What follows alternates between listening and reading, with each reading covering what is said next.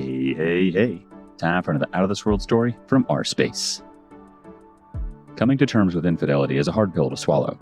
You'll dang near choke on it. But what's worse is living a life that you don't even recognize anymore. Today on our space, OP moves on from his choking hazard and learns to play the leading role in his own life again. Coming to terms with the fact my wife is cheating on me.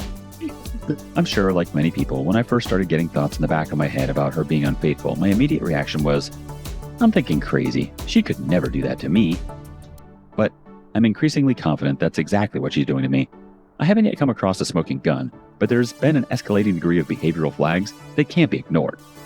Wanting to travel for work more and expressing desires for some time apart while she stays on the other side of the country more and more. Being increasingly guarded over her phone, never leaving it out of her sight. Going on long walks at night, almost 2 times as long as she ever would have before, supposedly talking to her mom the whole time. Taking her vibrator with her on this most recent trip, despite telling me she never uses those alone. The real kicker, she left her iPad at home before this most recent work trip and decided it needed to be remotely reset from the airport. I guess she doesn't realize there's a timestamp in iCloud when someone does that, and there's no good reason to do such a thing unless you're concerned someone is going to see messages you don't want them to. I'm still mourning the loss of our marriage, and I don't even recognize myself. Even typing this, I feel like I'm sort of paranoid and insecure freak. But I don't think I'm crazy. I never had an insecure bone in my body around us until a few weeks ago, and all of this has culminated since then. She's absolutely cheating on me. Update. Wow. Thank you for all the support. Did not expect to get this many responses to my story, as well as so many people wanting to follow this throwaway account. I guess it's entertaining. I will keep posting updates on how this goes. Also, because I've gotten this tip multiple times, I can't access her phone records. It's a company-paid phone. We are not on the same network or bill. Otherwise, I would have done that a while ago. Honestly, if it looks like a duck, swims like a duck, and quacks like a duck, it's probably a duck. We need to follow our gut instinct more and really trust what our minds and bodies are trying to say. I feel like we know instinctively when something's off. I just wish we had the balls to confront those that do us wrong so we waste less time and energy on them than we already are. Update. Got the receipts. She's a cheater. The PI came through. Best $1,000 I ever spent. Got photos of her taking her screw boy up to the hotel room while holding hands. Maybe I should have waited, but the anger was overwhelming. I just messaged her saying, I know all about it, and I hope to have a good time. It's over for us. And attached one of the photos. It felt good. It's her birthday today, too. I hope I ruined it for her. Like the coward she is, she didn't respond. But she's out there a whole extra week, which gives me some time to start putting the affairs in order. Glad I got closure and confirmed I wasn't crazy. I deserve so much better than that gaslighting C word. Update. She responded a few hours later saying, What is this? The gaslighting and narcissism is insane. Update 2. Wow, really thank you everyone for all the support. I've been flooded with positive messages and it means a lot. Told my family about the divorce, and while they were upset, they totally support me. As do my close friends. She did ask to talk, and I ignored it for several hours before I finally just telling her I'd rather wait a day to do so.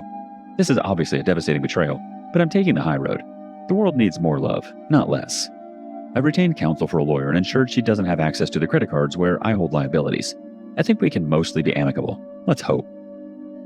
The community has some thoughts about this. Live Maze 6410 says, Be prepared for the, It doesn't mean anything. We can work it out. You weren't paying attention to me. The OP replies, Which is just funny now. How could I ever believe a word she says? I can and will do so much better. Live Maze 6410 replies again. In your situation, I would absolutely move on to bigger and better things. You stated before that there was a divorce talk and separation. This puts the nail in. You'll be fine long term. Grieve at the end of the marriage, heal, get support from family and friends, and move on. The OP replies, It feels like a huge weight off actually, because now I feel nothing for her. Yeah, it sucks to get divorced and all that, but it's even worse to stay with someone as heinous as she is. I'm free. Zebrig says, Be ready to be lied to, manipulated, and gaslight all the way through. She will tell you all kinds of things. It didn't mean anything. It meant everything. I love you. You love me so much you needed to screw another dude. We were having problems. And yet I never cheated. You weren't paying any attention to me. No, the correct thing is you weren't paying me any attention. All of it was for your screw boy. You don't know what I was going through. Of course I don't. You didn't tell me. And when I asked, you told me all was good. It was a mistake. No, a mistake is buying almond milk instead of soy milk. It was a series of decisions you made. You made your choices. Now own them.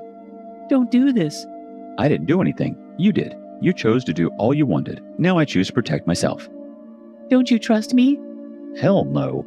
If you told me it was raining and we were outside and I was soaking wet, I would still look up to confirm if it was rain. What will we do? We won't do anything. I will now make a response in reaction to your choices. I'm sorry.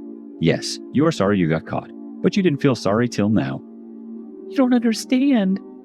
You are absolutely correct. I have never cheated, so how can I understand what F-up thing is going through your mind? I will do anything. Please don't do this. I can't trust you. I can't believe you. You did one of the worst things that can be done. You betrayed me on so many levels that you can't even begin to understand. If you had sex with her in the last 6 months without condoms, go take an STD test. If you have children, go take a paternity test. Sorry. Talk to a lawyer, separate finances, put all her things in a storage unit and inform her where they are. If you talk in person with her, record it, be it video or audio, but record it. Protect yourself as well as you possibly can. Go to a therapist, talk to friends, talk to family. Don't go to the bottle or drugs. Don't bottle your feelings inside. Go on walks, hike, to the gym, go do your hobbies. This is not the end of the book. This is the end of a chapter. You will come out better and stronger. You will be okay. Maybe not now or tomorrow, but you will be okay. Blah, blah, blah. It's always the same. They want to talk because they're guilty of getting caught. Or she's just going to deny it and push it right back on you and blame you for her choices and use that to excuse the infidelity. Honestly, there's really nothing you need to hear from her lying, cheating lips. Save your energy and let her talk to your lawyer.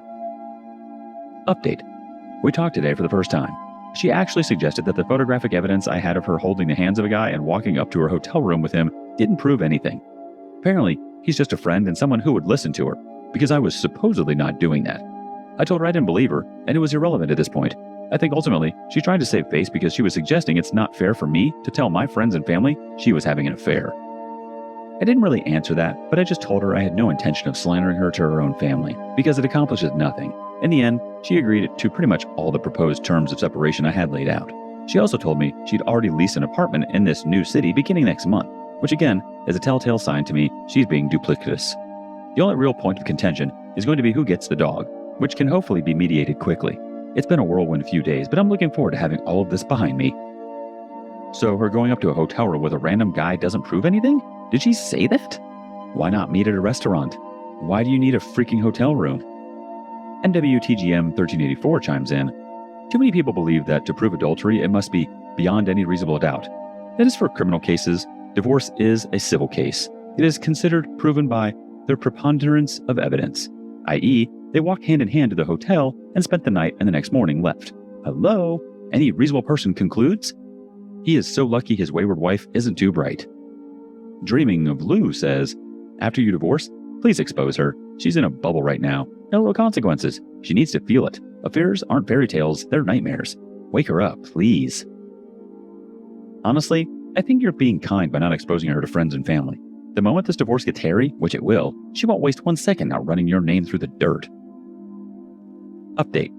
I have to say, I feel amazing. There's a massive weight off of my shoulders knowing I'm getting out of a toxic relationship. There's a lot of stuff to get through right now in terms of selling the house, but we're almost done with the legal paperwork to agree on terms of separation, and within a few days, she'll be gone on the other side of the country. I know a lot of people have said this, but for me, it's true as well. My biggest regret is that I didn't do this sooner. I even started talking to someone, and she's not only completely understanding of the situation, she's making me realize how bad of a fit my soon-to-be ex was for me, in general, compared to who else is out there. I don't know if it'll go anywhere or not, far too soon to tell, but it's just so refreshing at the moment and makes me very excited for what's to come in the future. I've learned from my mistakes and know myself better now than ever before. I know what I want in a future partner and what I won't compromise on. I'm free, happy, and eager to live my life. Update. It's now been over a month since the infidelity was confirmed, and I called it quits with my soon-to-be ex-wife. I have no regrets, and I feel happier than I have in years. In reflecting, I realized just how deeply the perception of being in a relationship and the fear of judgment that would come from ending a marriage contributed to my unhappiness. I stayed way longer than I should have and suffered through a dead bedroom for years, thinking that it was just the way it had to be. My only regret now is that I didn't leave sooner. Now when I read others struggling with the decision to stay or leave marriages that clearly leave them unhappy, my heart simply breaks for them. In my experience, the fear of leaving was so much worse than the reality, and I hope others in that situation could take a step back and really reflect on what's in their own best interest. Everyone deserves to live a happy life. Although it's a tough pill to swallow, I'm glad you've come to this realization, OP. I hope you don't let anybody else waste your time like your ex, and I really hope you start living life for you, moving forward. Do things that make you happy. Live your life and don't play the supporting role in your own life. We are in charge of ourselves. Only we can make ourselves happy.